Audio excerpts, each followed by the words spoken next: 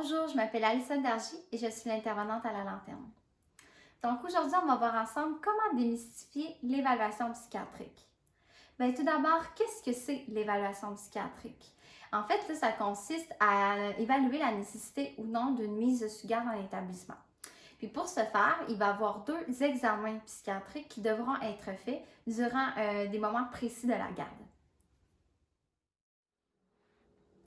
Tout d'abord, les étapes sont beaucoup plus courtes lorsqu'il s'agit d'une personne qui est consentante à recevoir des soins.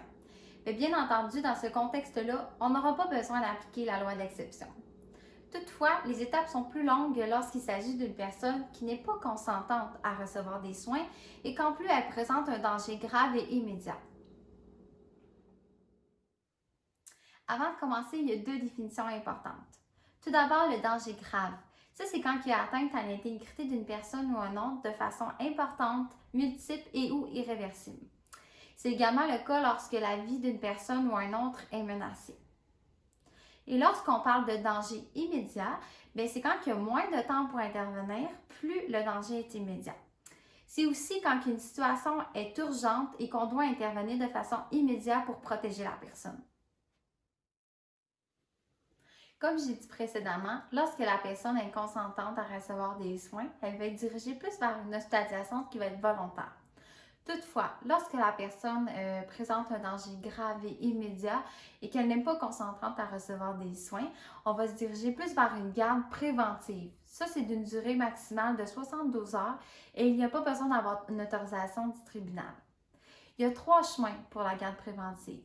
Le premier, c'est lorsque la personne ne présente plus un danger grave et immédiat durant la garde. Alors, elle va être dirigée plus vers soit son congé ou soit vers une hospitalisation volontaire. Le deuxième chemin. Alors, ça, c'est quand la personne présente toujours un danger grave et immédiat, mais qu'elle consent à l'évaluation psychiatrique.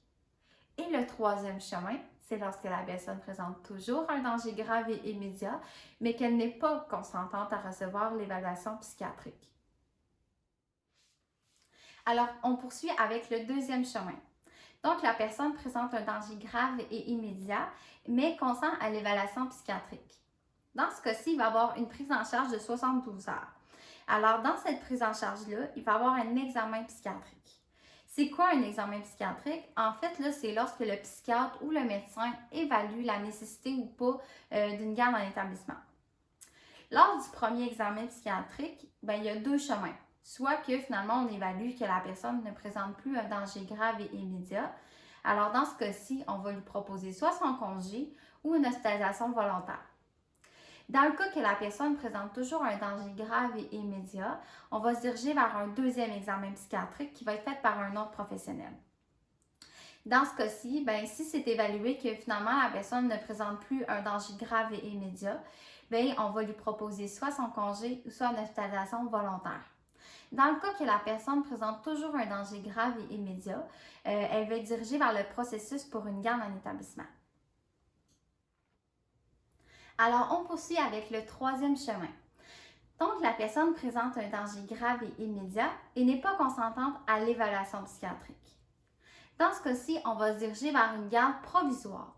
Dans le fond, ça prend l'autorisation de la Cour du Québec pour soumettre la personne à l'évaluation psychiatrique sans son consentement. Dans ce cas-ci, si c'est accepté, il va y avoir une ordonnance de garde provisoire. Dans la garde, il va y avoir un premier examen psychiatrique qui devra être fait dans les 24 heures suivant l'ordonnance. Si l'examen conclut que la personne ne présente pas un danger grave et immédiat, on va lui donner soit son congé ou on va lui proposer une hospitalisation volontaire.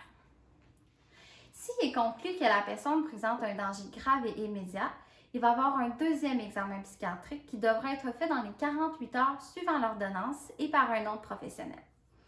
S'il est conclu que la personne ne présente plus un danger grave et immédiat, et elle va avoir soit son congé ou il y aura une hospitalisation volontaire.